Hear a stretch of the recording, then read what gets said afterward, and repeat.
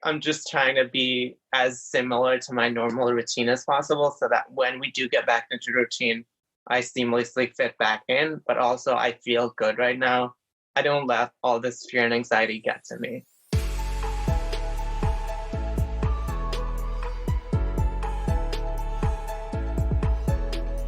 Hey everyone, welcome back to University. I'm Annmarie, your host and coach. On today's show, I'm chatting with Ashwath Narayanan and Ethan Summers, both George Washinton University students and entrepreneurs who co-founded Culture Media and also work for me. So, how you doing? It is, well, let's say, I think day 13 of our self-quarantine. And I would say today's the first day I woke up with a fair amount of anxiety.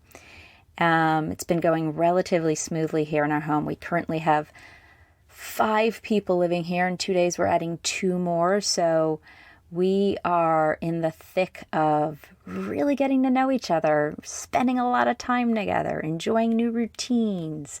Actually, it's been really, really fun, but I'm noticing as time goes on, people are getting more and more antsy. And I was really excited to talk with Ashwath and Ethan to hear how they were doing. I've got 2 college students living here. I have 1 more coming in 2 days, and I have a high school daughter living with me, and life is changing for everyone. So I wanted to talk with Ashwath and Ethan to see how it is they're being with their experiences, not just as students, but also as business owners and entrepreneurs.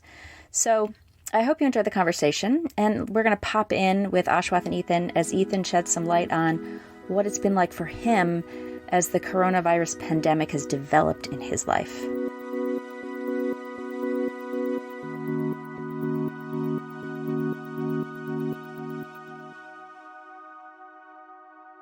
I think the first moment that I realized that this was going to be a thing, the coronavirus was really going to affect my life and the lives of those around me, was when I was heading to class and my girlfriend Stephanie sent me a text message saying she was worried about our trip to Canada, which is coming up in a couple of days at the time. Spring break was right around the corner. Exactly. It was right before spring break. We were all preparing to go off to Canada, and in the next hour or 2, our friends got together and were like, this isn't, we don't feel safe doing this. We're worried about this. There are different travel advisories. Maybe we shouldn't go. And so that was that morning. And by the evening, it felt like everything was starting to come together, where suddenly officials in the United States were talking about how this was dangerous. And just a couple of days later, we had canceled the flights, but now we were planning how to get back to somewhere safe, because the university was letting us know that we weren't going to be able to stay on campus any longer because they were too worried about it spreading among the student body. And all of a sudden, I had to make personal plans for where I would go. Ashwath and I had to make plans for how our team would communicate, and we had to figure out what was going to happen the next few days.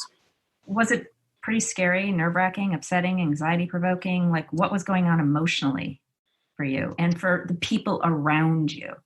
First, it was really frustrating because it felt like this thing came out of nowhere. How could this be happening? This is so irritating. We laid out all these plans. This was it's infringing upon what we wanted to do. Mm-hmm. Then it becomes scary because then it starts to process. And you're like, well, if it's really at this level, then it can really have an effect, and it can touch the people in my lives, and it can hurt the people in my lives. And then you're thinking about, well, wait, what about me? Everyone else is in danger, but also like, where am I going to be going? What am I going to be doing? Where am I going to live? Because now I don't have the same housing that I had because of university closing. Those fears start to close in. And I think there's so much happening inside of you all at once. That fear, that frustration, that I think are the 2 things that I remember the most about those couple of days. Did you guys notice sort of others spinning around you, like the fear and the anxiety becoming sort of addictive? Like people around you are getting all worked up, so then you're becoming worked up. Could you see that occurring in you? And yeah, I think I can speak for myself in saying that I think I started to see friends getting more and more worried about it, and seeing people that I cared about get worried about the situation affected me. I don't think I was particularly as concerned perhaps as I should have been early on, and to see close friends get very concerned very quickly out of what I felt like for me out of the blue, gave me a moment to sit and think, wait, what have I missed here? What do I need to go and realize? Because I'm clearly not getting something that everyone else is, and it's, putting me at risk perhaps. Yeah, and just to like add on to that, I feel like we went really fast from like, is this real, to like, oh my God, we need to get to a place where we can live. And so that like switch was almost overnight. And in that period, like we got at least 20 emails from university, and just that whole fear of like getting so many emails about COVID-19 and just like experiencing that, like you could see everyone around you. Like every time someone's phone buzzed, you were like, is that another email from the university about like our situation? And so there definitely was so much fear and anxiety everywhere. Yeah, I think that the uncertainty is really feeding the fear so much. And I know that my daughter, Alyssa, who goes to NYU, she was instructed to leave campus, but just take your necessary items. Things will get back to normal rather quickly. So she flew to meet us in Costa Rica. And then just in the span of time, in like a couple of days, everything drastically changed. And then they were being told, no, you need to come back right away and gather all your belongings. At the same time, we're hearing all this news of what's going on in New York City, of the increased number of cases and how New York City is becoming more and more dangerous to be in that environment. So what I was noticing was like this constant wave, like just the moment you would get a decision made or get into some level of comfort, bam, you would be hit with something new again. Something would change again. So Ashwath, I know that you're a U.S. citizen, but your family lives overseas. So this has been particularly strange for you. What was it like for you? Tell me about what you went through. I think for me, like the first step was like where to go. I do have relatives in the US. I have an aunt in North Carolina, and I have family friends where I'm currently staying. So I was like, where should I go? Should I go stay with friends? Should I go stay with family? Should I go stay with family friends? And then it did pop into my mind. A lot of my friends who were international students in the US and study at other colleges went back home to India, like they're in India right now. But for me, that wasn't even an option because India banned OCI cards and visas. And so I can't go back even if I wanted to. And that kind of feels weird because they literally just said that I could not go back home and I wasn't allowed to go back home and I was banned from going home. And that feels really weird because even though right now, like I'm with family friends, I'm not home. And so DC was home. So I was forced to like leave home to not go home, but rather like go somewhere to a completely new place. And so that feeling is really weird and just has a lot of fear and anxiety associated with it.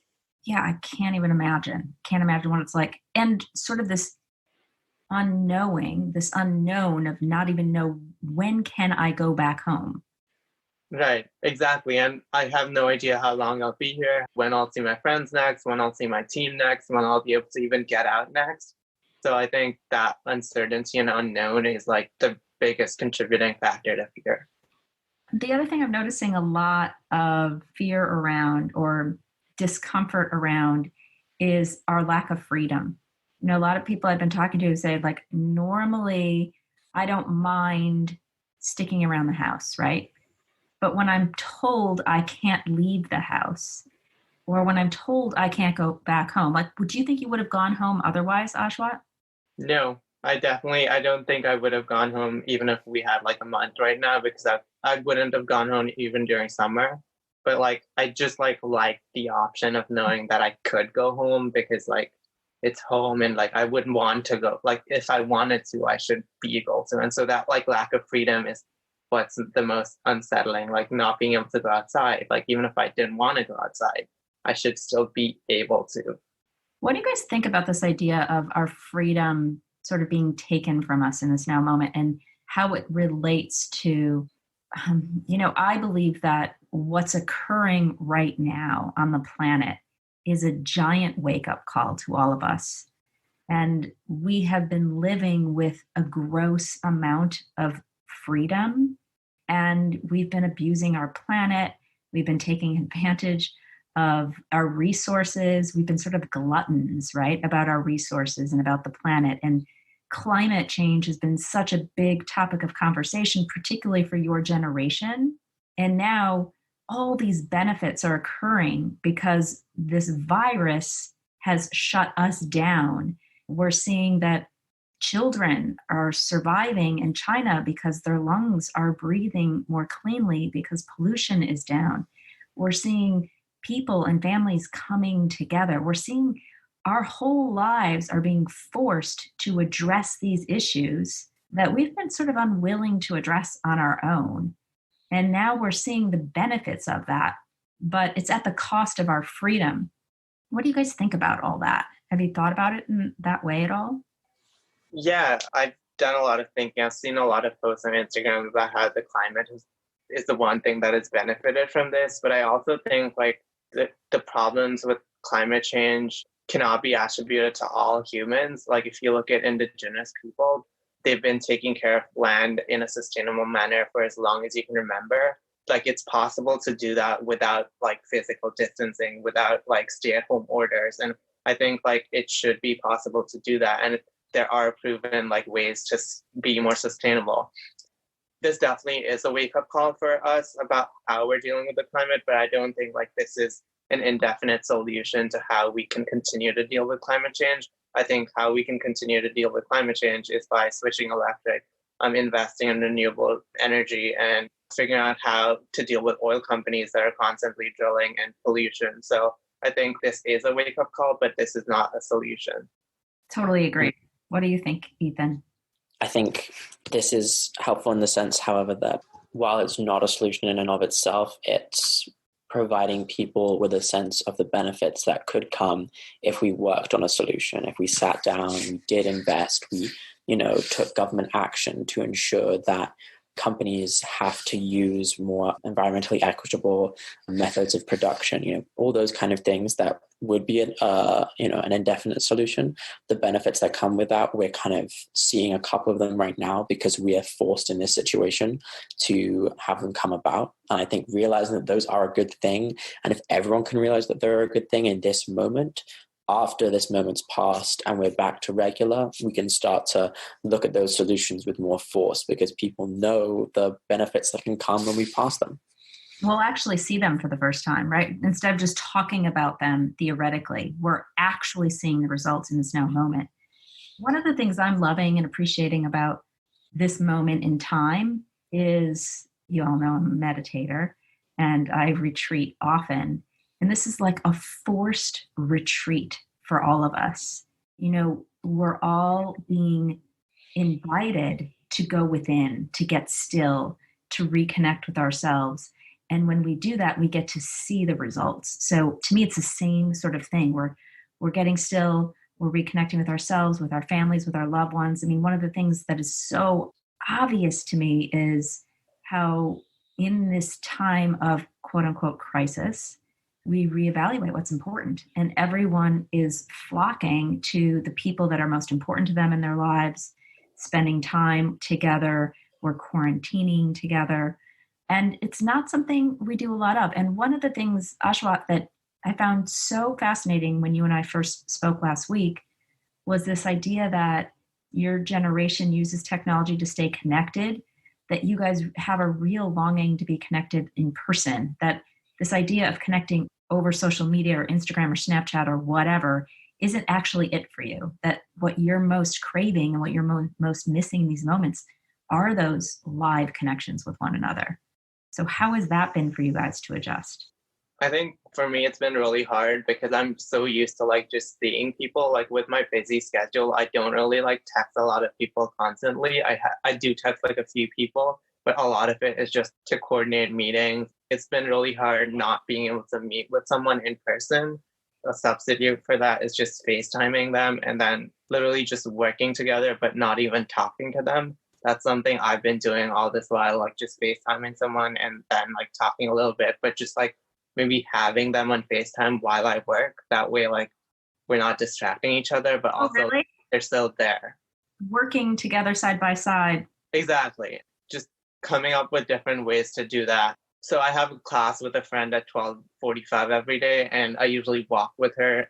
Today, instead of walking, we just FaceTime from 12:30 to 12:45 and then just started the class. And so like I'm trying to like stick to my schedule. Love that. as much as I can, I feel like that's important. Like today I wore a shirt. Is it necessary? No. Am I going anywhere? No. But it's still helpful to like make me feel productive and make me feel as normal as possible. It's funny because I noticed the shirt when we got on the call. I was like, oh, he's all dressed up. So everyone understands he normally wears shirts. Like you're just wearing it like a dress shirt right now. Yeah. You're not usually topless while you're working.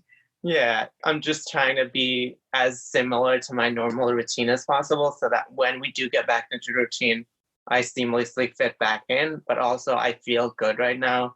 I don't let all this fear and anxiety get to me. I want to get back to that, but I want to hear from you, Ethan. We don't yet know where you are, where you ended up, how you transitioned, and how you're doing with the whole transition. Yeah, so I am actually in Illinois where I'm staying with my girlfriend's family, my girlfriend. It's cold right now. It just snowed yesterday, but it's been weird. Here too. Oh, yes, of course. Yeah, no, the snow was lovely, but very cold. Yeah. It's been odd. I liked what Ashwath said there about it's been weird because I think both of us suffer from this where we both have very busy schedules. And so we kind of rely on being in the same place as the people that we want to be around. We don't necessarily plan out, I'm going to see this friend today, I'm going to see that friend today. We kind of just, through chance, end up being in the same places as our friends a lot of the time. And that allows us to spend time with them. But now that we're kind of separated, I'm also having to try and sit down and think about ways that I can, okay, I'm going to text this person every day at this time, or I'm going to text this person every couple of days, and just make sure that I've, mentally allocated that moment for them, because otherwise I'm going to lose that contact and that, relationship. So it's a lot of, being very mindful of the relationships that we did have and that I want to keep going. And you're living with your girlfriend now. Yes. In her parents' home with her parents. Mm-hmm. I bet that wasn't part of a plan you guys ever had. No, that wasn't intentional. We planned to go off to, Canada was the plan for a couple of days, but then because of everything happening, we first were going to fly here, and then it was going to be 2 weeks and the school would open back up again. So I was going to stay with them for 2 weeks and then just go back to GW as soon as the school opened. But after a day or two, GW sent another email saying that they were going to close the school entirely, weren't letting us back in 2 weeks. And so at that point, Stephanie and I were like, well, what do we want to do? Should I stay here longer? So we're still figuring that bit out. But after 2 weeks, I'll potentially be here or somewhere else. We'll see. But then it became clear that Chicago airport wasn't going to be the safest place to fly into because there were massive crowds and massive lines going out the door. And so we booked a car instead. And so we ended up driving up here. So the travel to Illinois ended up being quite an ordeal as well, but one that had, lots of adventure to it. Oh, an ordeal. What was the ordeal? Oh, just switching back and forth, switching flights to different days and then canceling all the flights in the end and getting a car instead. It was an adventure. How was the drive? It was long. 11 and a half hours is a long day, but it was good. At times, very, very beautiful drive. The Midwest isn't the most beautiful part of the country to drive. I would say that there were also definitely other moments where I was a little bored out of my mind.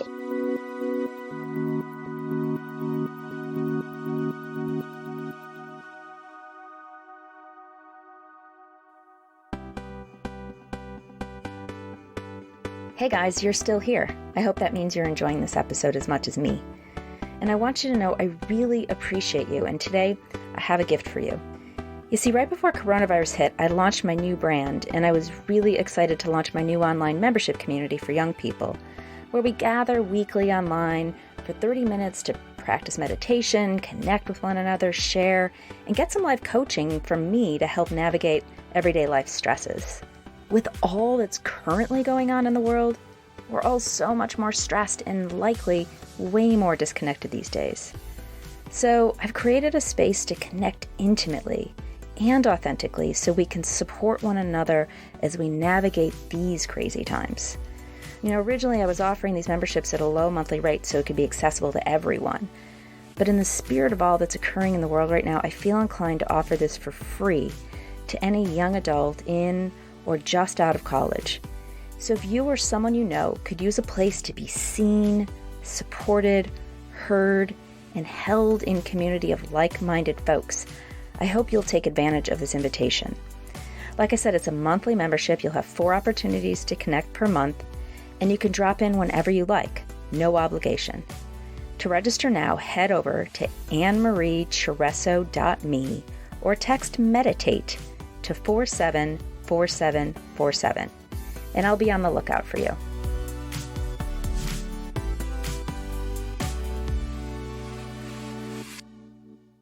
Welcome back to University. You're listening to my conversation with Ethan and Ashwath from Culture Media.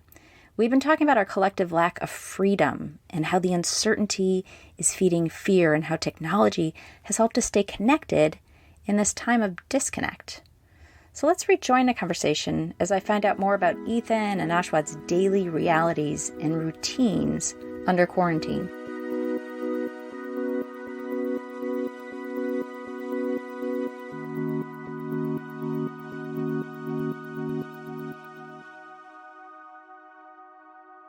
So had you already met your girlfriend's parents?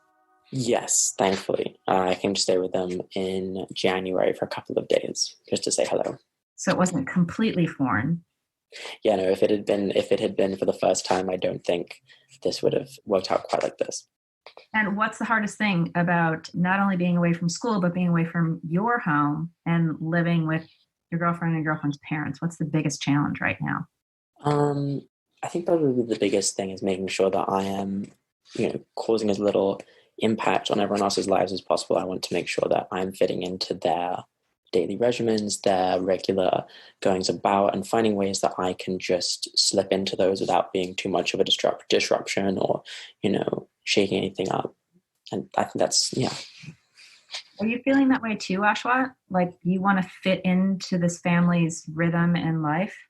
Yeah, I think I try to stay out of their way as much as possible. I go up for meals and I'm talking to them during meals and I'll watch movies with them, but I won't make any demands. I'm not asking for anything ever because they didn't expect this. This was a one day overnight decision. And so just trying to be as less of a burden as possible on them, I think is something I'm trying to actively do. I appreciate that you guys are naming that. I hadn't even thought about that, what it must be like to sort of not be a burden in someone else's home. But I'm also thinking that must feel a little bit stressful, and back to the freedom conversation.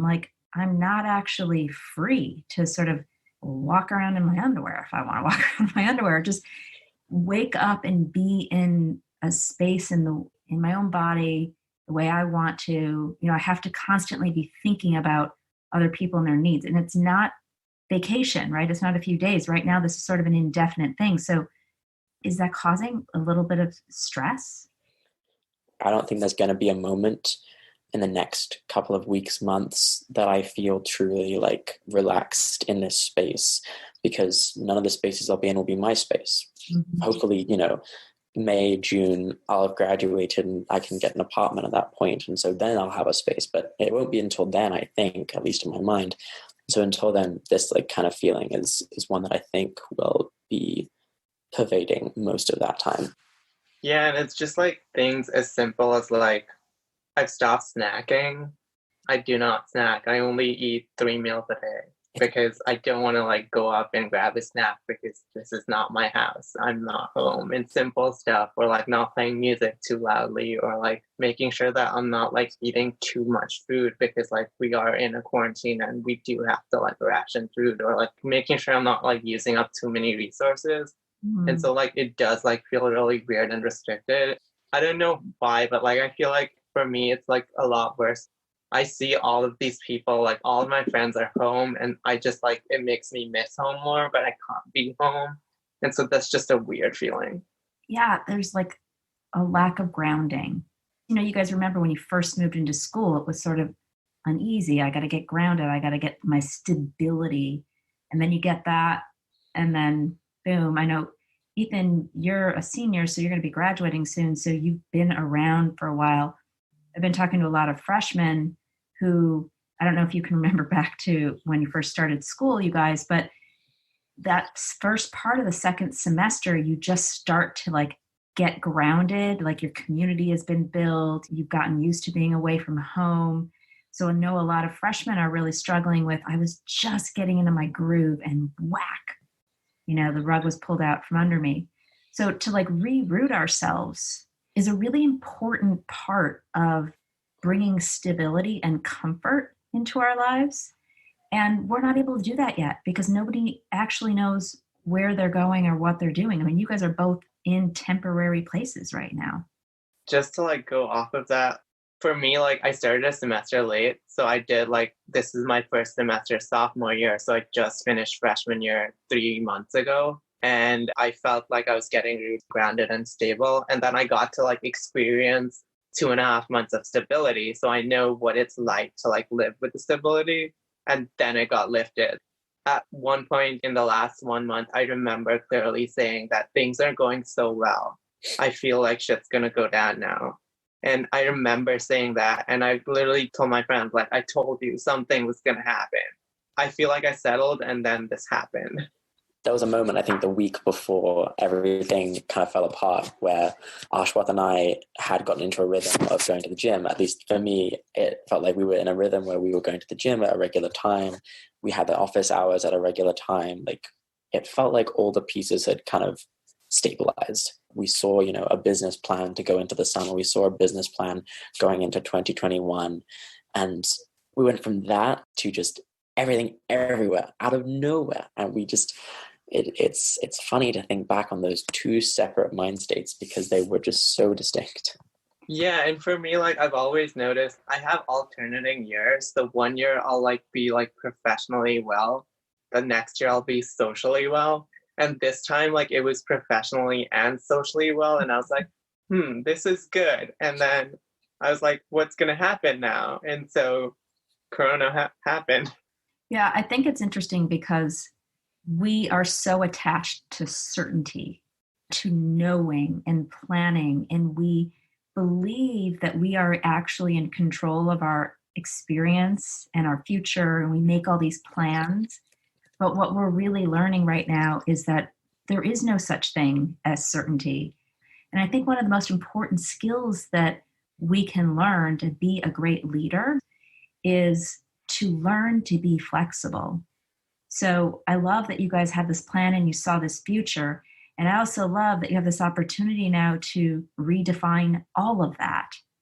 And I was listening to a podcast recently, I think it was Boyd Vardy, who was talking about presence. And you know that I teach mindfulness and meditation and being present as a key to being a good leader. And the way he defined presence was so profound to me. And the way he defined it was presence is being in constant creative response to whatever is occurring in the moment. And I think that's what we're all being called to do in this now moment, and a great lesson you guys are learning at a really early stage in your lives and your careers. So I think that's one positive that's coming out of this experience. In the sea of a lot of stress, I think there's lots of positives. How are you guys finding? Are you guys finding anything positive for yourselves? I feel like I'm still in this space where I'm like, oh my God, everything sucks. But I definitely I feel like I've gotten a lot more time in my day. Like one of the positives has been that I've been able to connect a lot with my high school friends. Like I have more time to text or reach out on social media or video call. And so that's definitely been one of my positives. And I think it definitely has been a positive in terms of learning with planning, because now I know you make a plan, you make a second plan, and you make 1,000 other plans. And so plan A didn't work, but we're still surviving because we did have plan B, C, D, E. Definitely that was reinforced, the concept of constantly making plans and constantly pivoting. I love the students that I meet who are they've planned out their entire lives from a young age. And at times I feel like I can sometimes fit into that box where you look ahead and you try and plan out the next year, the next 5 years, the next 10 years. You think that you're going to be somewhere at some point. And it's just a good reminder that none of that is for certain. You can have those goals, but the journey to them or the journey elsewhere is going to be entirely unexpected. And the ability to take it as it comes and respond to it in that way gives you, can at least I find, give me the feeling that I do have control over things that I really don't have control over. And that gives me some sense of peace. And comfort. How do you guys think the news and the media is handling all of this? And what would you like to see differently, if anything? I think there's a lot of fear. I think there's a lot of fear with like the constant updates and the constant notifications. Definitely like the news is 100% a huge stress out for me. I don't know how that could be fixed. I think it might be like necessary to some extent because a lot of people aren't stressed out enough, which is why we're in this situation. Every week I supposedly do this podcast on the weekends where I talk about the news and I talk about my take on it. And in the weeks leading up to the coronavirus outbreak and it becoming really terrible, I read literally every single news piece that I can get my hands on. I read from every journal that I can find. I read from every newspaper that I can find. And most sources didn't really have the kind of information that would have warned us about this. A couple of people were talking about it. A couple of experts were saying this, but a huge portion of the information coming out was not worried about this. They weren't ringing the alarm bells that this was coming. There are doctors who publish layman publications that I regularly read. They weren't particularly worried about it. And so I think I feel a lot of sense of almost jadedness after being someone who regularly takes in all this information and tries to summarize it for people who listen to me, to find that all this information that I'd been given didn't quite fit with what actually happened. I don't know. There's a happy medium place I think we need to find, and I'm still working on finding that place for the news because it's frustrated me in recent days.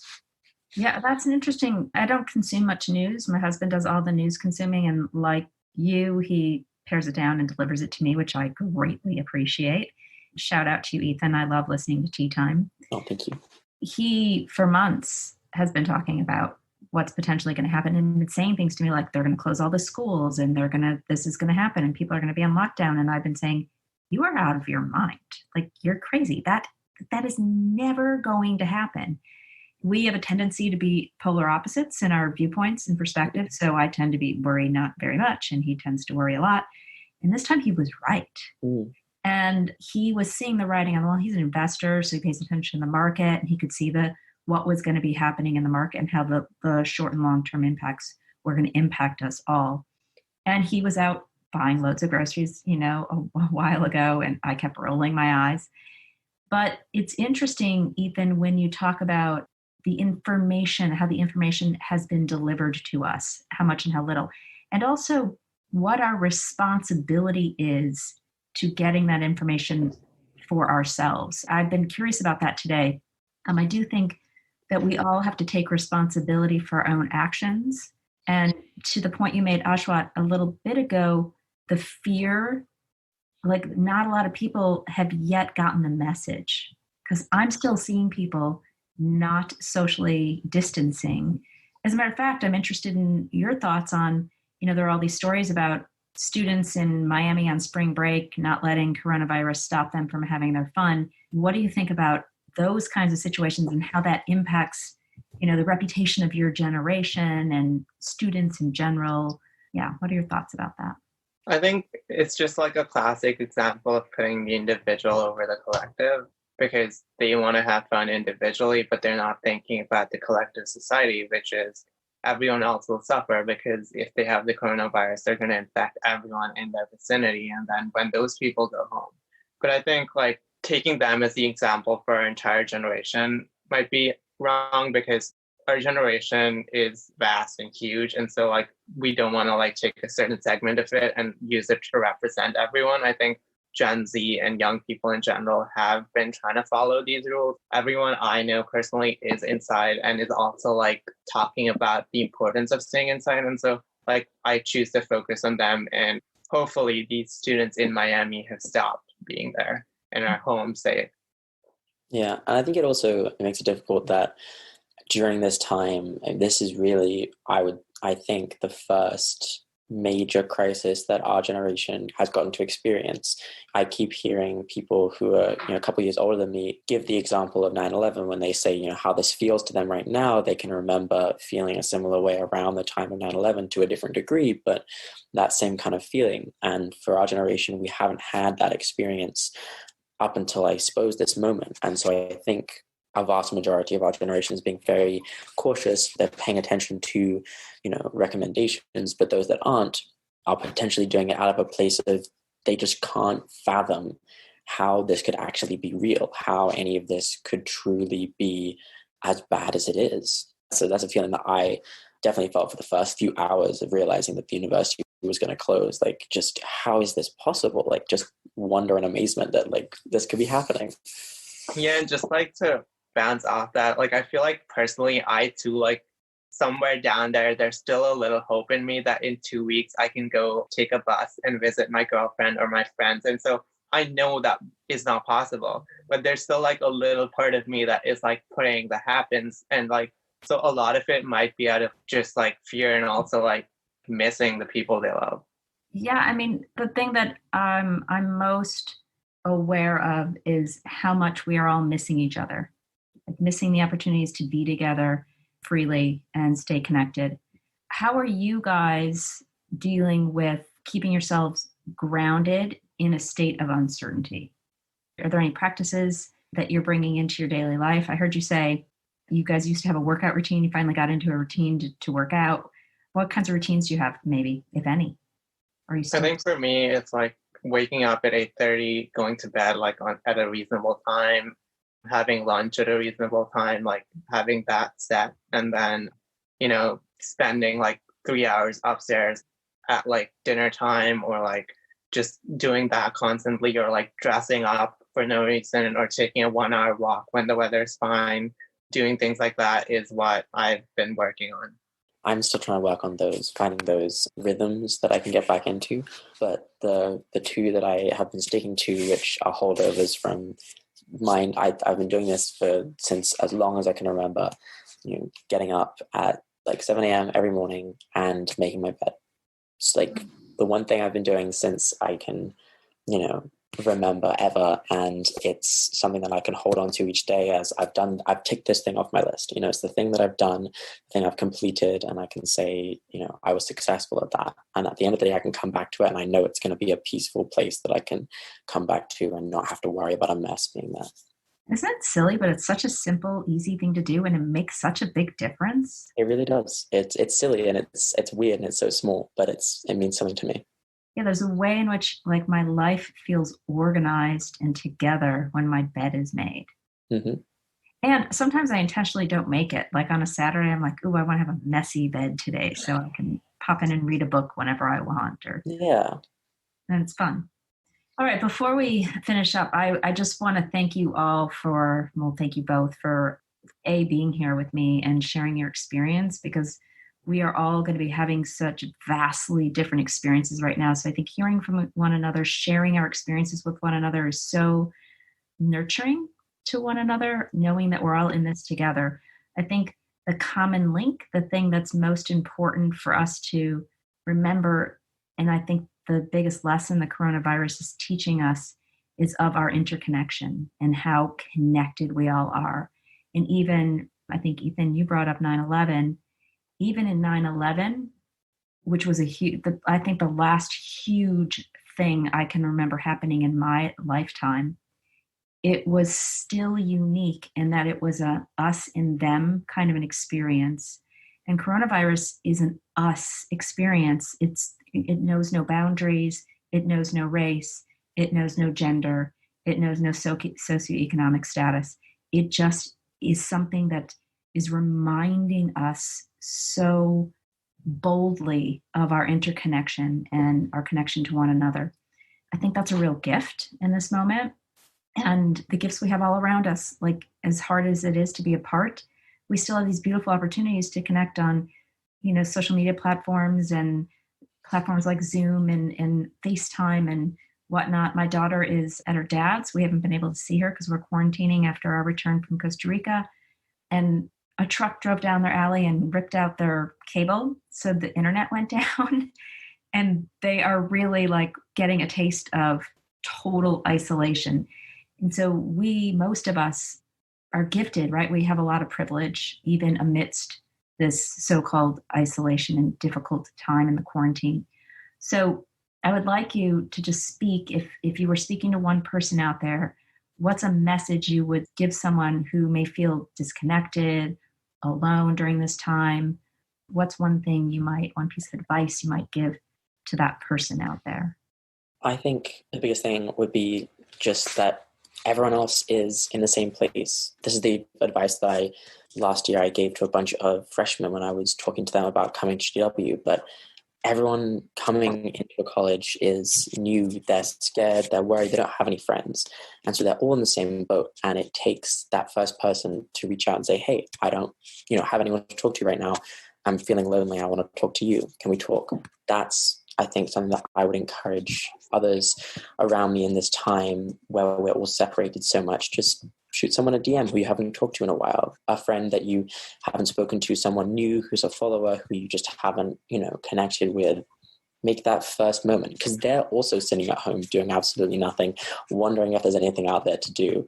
And that moment could, lead to a great friendship, a good conversation, something as a human connection in that moment. It always feels good. Like, do you feel good when you get like a bing or a follow or something, text on your phone? Like, yeah, it feels good. Like someone's thinking of me. Exactly. How about you, Ashwath? I think I would say to remain hopeful. I feel like that can be the hardest thing to do right now with everything that's going on with the news, with like the situation worsening. But I think remaining hopeful that like things will get better and that we'll be in a better place in a few weeks or a few months is, I think, super important, because sometimes that hope can get you through the day and that hope can get you through the week and that hope can make things better. And so just like hanging on to like whatever you find hope in, whether that's like a relationship or whether that's like your pet or whether that's a project you're working on, just find hope in like the things you're doing and hang on to that. So what is your greatest hope for this moment in time, Ashwath? I think I've been like hopeful in the fact that like our business, Culture Media, I've been like hopeful in the fact that that will still survive. We've been surviving and we're still like getting new conversations, new clients. I'm super hopeful in like we'll come out of this in a better place. And I'm also hopeful in terms of like my friendships. I started off this like whole thing insecure, but I'm like really hopeful about like being able to use this to further my friendships. I love that. Thank you. Thanks for that advice. Before we sign off, Ethan, do you have a great hope for this moment in time? How do you hope we come out of this? One of my biggest worries is that social media is a new communication form that we just haven't mastered yet. And I think that this is going to force us all to realize some new ways to find real connection through social media, because we have to, because we don't have another way of communicating. So that's my big hope coming away from this, that we, discover something new about how we talk online, how we interact online. Beautiful. Thanks, you guys. Thank you so much. Really fun talking with you. Good luck. And I'll be seeing you.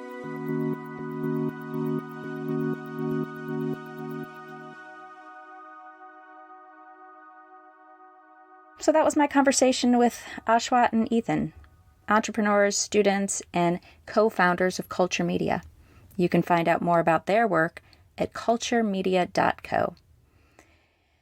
And Ethan and Ashwath, I just want to say thanks so much for all you do to support me and taking time out of your very hectic, busy lives to talk with me and share with our audience about your experiences. I really deeply value your brilliance, your gift, your commitment, your discipline, and working together. So thanks so much. Now for a little homework. All right. I think that this idea of routine is really coming to mind. These self-care strategies that some of them that Ashwath and Ethan have shared with us. But what I'm really noticing is in myself how supportive routine has been over the past 14 days. And at the risk of sounding redundant, I think it's really important to emphasize what everyone else is saying on social media. Routine, routine, routine.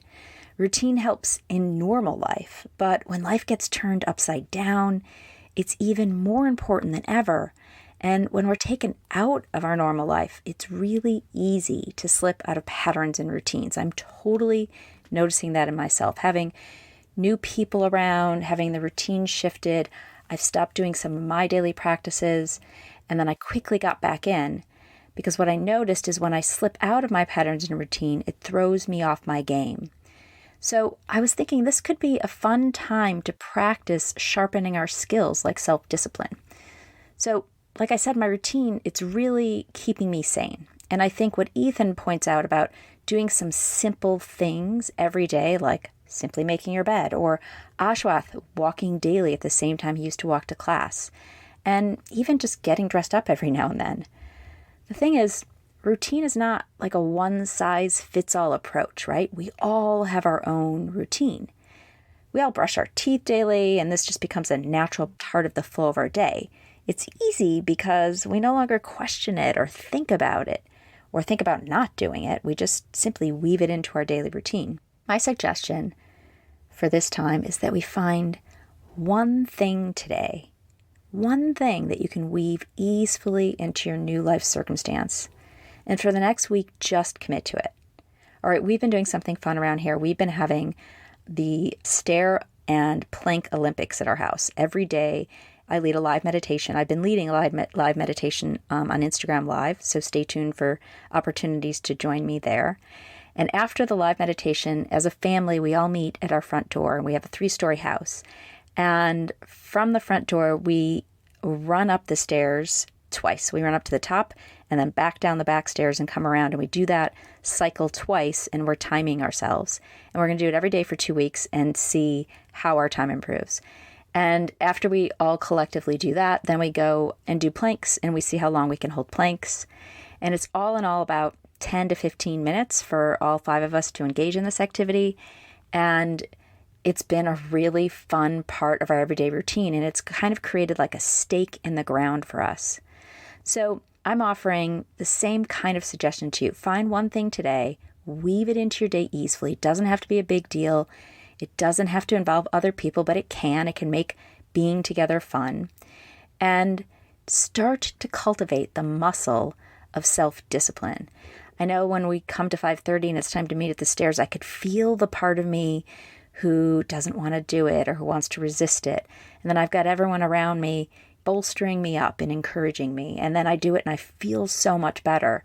And it's been really great to reliably do this every single day. And we're each getting stronger. We're feeling bonded together. We have something fun to talk about.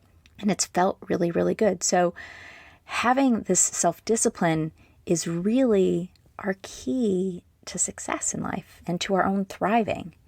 And it's an important quality to cultivate in ourselves, not only in times of stress, but always. So, as sort of a meditation, use this week to choose something new to weave into your routine, an old thing that you haven't been doing. Notice the times when you want to resist the routine. That's when your meditation practice comes into play.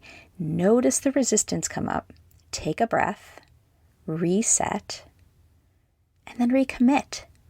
It's really all up to you. You can do this. I totally trust you. And I promise it'll be fun and you'll feel so good about yourself. So I hope that helps support you get through all this coronavirus chaos. And I will look forward to seeing you next week. May you breathe easily, take it one moment at a time, and keep doing the things you love. And until next time, keep breathing.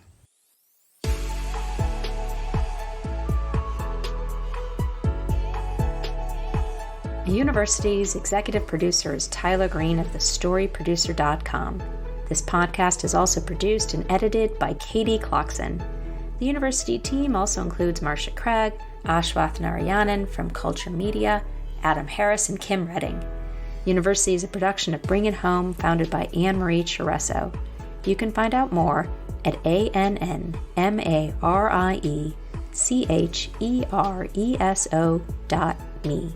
or follow us at Annmarie Chereso on Instagram. And finally, don't forget to subscribe to this show on your favorite podcast app and write us a review. It really does help us have more of an impact in the world. Thanks so much for listening in, and I look forward to seeing you next time.